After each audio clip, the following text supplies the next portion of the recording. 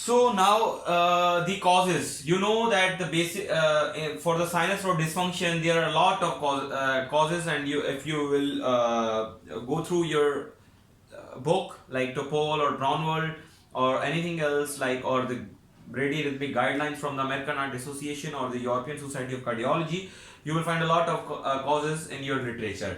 So but just we divide these causes into the for the simplicity we have divided it into two classes. Number one, intrinsic causes. Number two, extrinsic. All the causes in the body which are because of like which involve that system or that anatomy of the heart, these are the like intrinsic causes, like hypertension, cardiomyopathy involving that electrical system of the heart, or any disease such as Lyme's disease, Chagas disease, or any disease which systemic lupus erythematosus, or any mixed connective tissue disorder, or any disease which actually influence or which involves into the anatomy of the heart, or that electrical system of the heart, which actually affects the electrical system of the heart, and the cells of the electrical system of the heart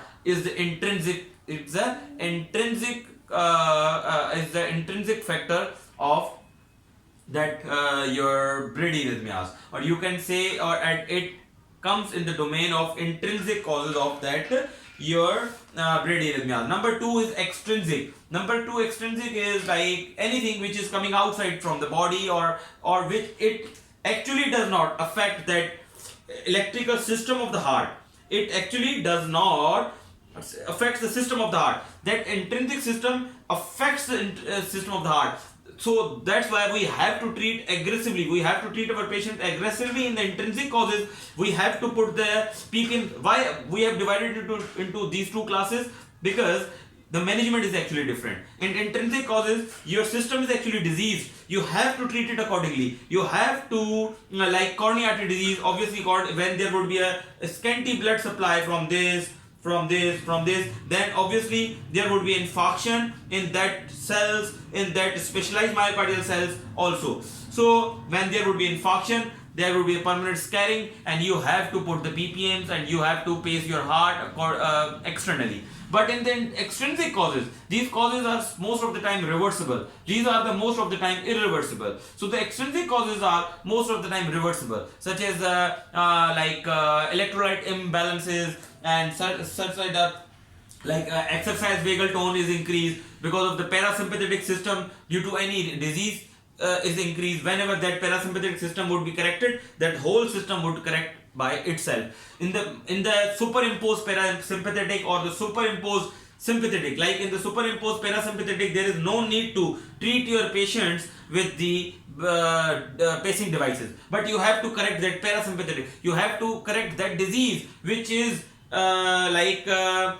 making parasympathetic system dominant. And a lot of other causes such as electrolyte imbalances. Any electrolyte, if it causing the blocks in the heart, you will not pace your patients with the pacemakers, or you will not like pace your heart with externally, but you have to correct that electrolytes and all these things. And all drugs such as beta blocking agents, calcium channel blockers, and all other antiarrhythmic drugs even causes what? They slows the electrical impulses in the electrical system of the heart. So you will not treat the electrical system, but you have to wait for or you have to give the antidotes of that drug. Okay, you have to wait for elimination of that drug from the body, or you will treat it is in the extrinsic causes. If your patient has bradyarrhythmia because of extrinsic, like sinus node dysfunction because of the extrinsic cause, then you have to treat your patient with that correction of that extrinsic cause. But if your patient has any intrinsic cause and it has become irreversible, then you have to treat your patient. Then you have to treat the electrical system of your patients. But here you have to treat the cause. You will not treat the electrical system of your patients. Now the important thing is that incidence in the MI, that is actually important because sometimes you know that the ischemia is the most common most common cause of the death in your in our subjects, in our patients, in the cardiovascular disease. Now the important, obviously that's why it is very important to discuss that what is the incidence of bradyarrhythmias and what type of the bradyarrhythmia occur in the acute MI. And so in acute MI, 25% of the patients have sinus node bradycardia. Sinus bradycardia. So the most common bradyarrhythmia in your patients, in the patients with acute myocardial infarction, is sinus bradyarrhythmia. Number 2 is junctional rhythm, which is 20%, and after that intraventricular rhythm, and the first degree AV block is the 15% are the cause of like bradyarrhythmias in the patients with acute myocardial infarction.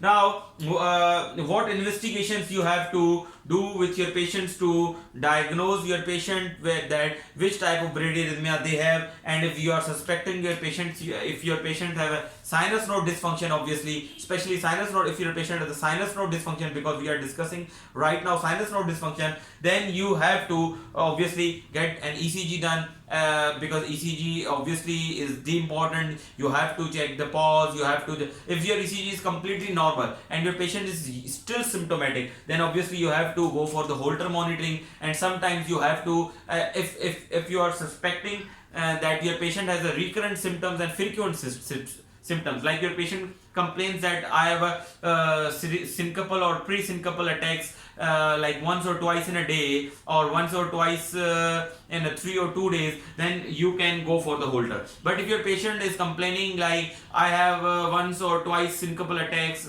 in a week, or twice in a week, then obviously you have to put your patients, or you have to go for the loop recorders, because Holter monitor cannot record the like activity of the heart or ECG of the heart more than 24 to 48 hours, but the loop recorders can do like weeks to months. So if your patient has a least frequent symptoms, then you have to go for the loop recorders. Now if your patient has an inappropriate sinus node dysfunction, as we discussed previously, then you obviously you have to go for the exercise tolerance test to check the CRI chronotropic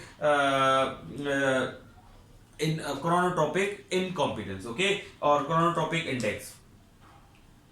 Now the important thing here which I discuss here, that one of the cause of your syncopal or the pre-syncopal attacks in your patient is the sinus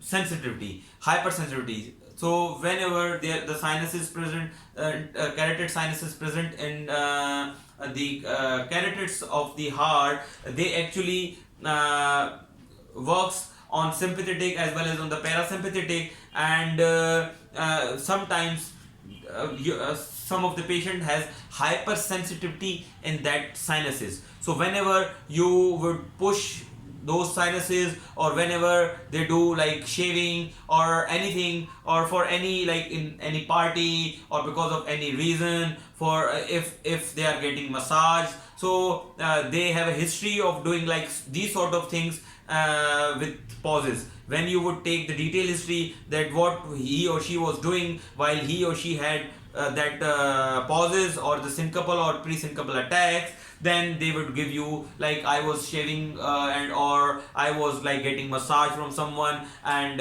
suddenly I collapsed, and suddenly I I have that pre-syncopal symptoms. So what you have to do for that, you have to do the carotid massage test. That carotid massage test, you have to do it by like you have to give the firm pressure on one carotid like not more than 5 seconds. Then when there would be in normally patients, when you would massage the carotids, or that carotid sinus is present in the carotids, obviously by pressing that carotid massage, that the parasympathetic impulse would be increased, and your patient's heart rate would get decreased, but there would be no pause. If you, in the normal subjects, if you do the carotid massage and your patient would not feel any pause or the BP or the like decrease of blood pressure, then simply your patient has negative carotid massage test, or your patient has something else, or your patient's cause of your syncopes in your patient, or the pauses of your patient in your patient is something else. But you would say that test positive when there would be that carotid would be diseased, that carotid sinuses would be diseased, and the pause would be more than 3 seconds, or and either that pause would be more than 3 seconds, or that pause with also there would be a decrease more than 50 millimeter mercury there would be a decrease of blood pressure of more than 50 millimeter mercury. If you would have these both things in your patients, your patient would be positive. If there would be any either of these both, like either your patient would have this more than 3 seconds of pause, or your patient would have a more than decrease of blood pressure of more than 50 millimeter mercury, it means your patient has hypersensitivity carotids or hypersensitivity like carotid sinuses.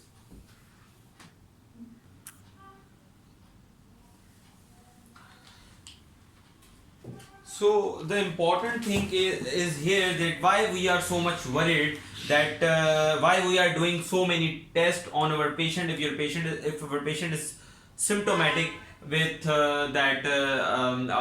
ECG findings. Now the important thing is that whenever this patient is coming to you with the bradycardic or like with the symptoms, that symptom would be most of the time syncope or the pre-syncope. And that syncope, you know that the most common cause of the syncope is vasovagal, okay? But now the important is here that we have to differentiate that vasovagal reflex then with that sinus node dysfunction. If your patient has sinus node dysfunction and the cause of the sinus node dysfunction is intrinsic, then we have to treat our patients with the pacing device which I told you earlier. Now again, with the syncope, you know that we have to get done the tilt table test. If the tilt table test is negative, and most of the time in sinus node dysfunction, tilt table test may come, most of the time it comes into positive. But if the tilt table test comes positive, then obviously it has a high positive predicted value than negative predicted value. Because if the tilt table test is positive, then most of the time your patient has vasovagal reflex and these are the syncopes.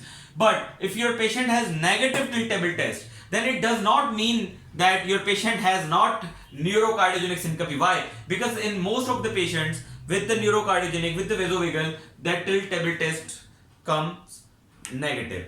So again we can do the pharmacological testing. What you have to do, you have to actually block the all autonomic supply to that SA node. Anything which actually coming here to SA node, you have to block that. Which are the medications with whom you can do this? That is atropine 0.04 mg per kg or propranolol 0.2 mg per kg. By giving these medications IV, you can actually block that all autonomic influences of the parasympathetic system on the sinus node. After that, you have to calculate that the predicted intrinsic heart rate of your patient. 11.81 minus bracket 0.57 multiplied by age. First of all, you will do that, put the age of your patient with that, you will multiply that with the 0.57 and then you will minus it 11.81. So if the intrinsic heart rate is lower than the predicted heart rate, then this is the sinus node dysfunction. If the heart rate which is coming here in the intrinsic heart rate, then if it is lower than the predicted, okay, what would be the intrinsic heart rate? The intrinsic heart rate would be the heart rate which would be the heart rate of your patient after giving that atropine or propranolol. And what would be the predicted heart rate? Predicted heart rate would be that which would be the result of that equation. If your patient has intrinsic heart rate is low, like the predicted heart rate through calculated through that intrinsic heart rate formula is what is higher than that intrinsic heart rate, it means your patient has sinus node dysfunction. Simply is that if your intrinsic heart rate, which is coming in the results of giving these drugs to your patient, if it is lower than that predicted heart rate, why I am repeating again and again, because it is important. Okay, so if your intrinsic heart rate, which is actually in the coming in the result of giving these medications to your patients, if it is lower than that predicted heart rate which you have calculated through this formula, then the patient has sinus node, most probably the patient has sinus node dysfunction. But if the intrinsic heart rate which is here with the patient after giving these medications is similar or close to that predicted heart rate, so it means that your patient has autonomic dysfunction. Got it? The autonomic dysfunction. So simply after giving these medications, if your patient has lower heart rate than this predicted, then your patient has a sinus node dysfunction. Your patient has sinus node dysfunction. The other option we have the EP study. You can just calculate there are huge calculations on the EP study. I think it is out of the domain.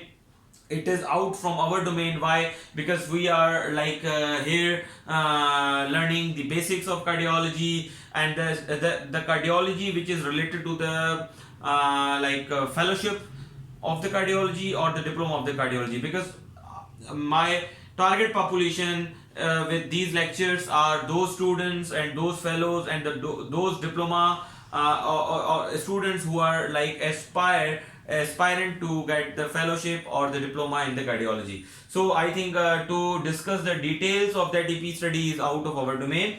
So just remember one thing, that the correct sinus node recovery time calculated through EP study, if it is more than 550 milliseconds, then it's suggestive of sinus node dysfunction. Just keep remember that one number, 550 millisecond. If the sinus node recovery time is more than 550, then it is suggestive of the sinus node dysfunction. Now important, the last but not the least, that what should we do? Any symptomatic bradycardia for any cause, extrinsic, intrinsic, for neurocardiogenic or for anything, if your patient has symptomatic bradycardia, you have to treat it acutely with atropine. Atropine, how much atropine you can give? 0.04 mg per kg, or simply 3 mg straight IV followed by the normal saline flush. You can give 3 boluses of the atropine to your patients. But you have another option as well, isoprotanol, 1 gram per minute IV infusion. If still on after giving, despite of giving these medications, your patient symptomatic, you can go for the temporary pacemaker, and that temporary pacemaker could be transcutaneous pacemaker or TCPs or trans intravenous pacemaker. Okay. Now the important thing is that bradycardia of even first degree AV block, if he or she is symptomatic, you have to pace the patient, or you have to give the medications, you have to treat his or her symptoms. What could be the symptoms? Syncope, pre-syncope, even sometimes patient comes with the chest pain, or if the patient has myocardial infarction with bradycardia, obviously you have to treat that myocardial infarction as well as this, but the first priority would be the myocardial infarction. But if the patient is sole like coming with the bradycardia or the symptoms of the bradycardia like short of breath, and he or she is going into the failure because of the bradycardia, obviously you have to treat it with atropine or isoprotanol.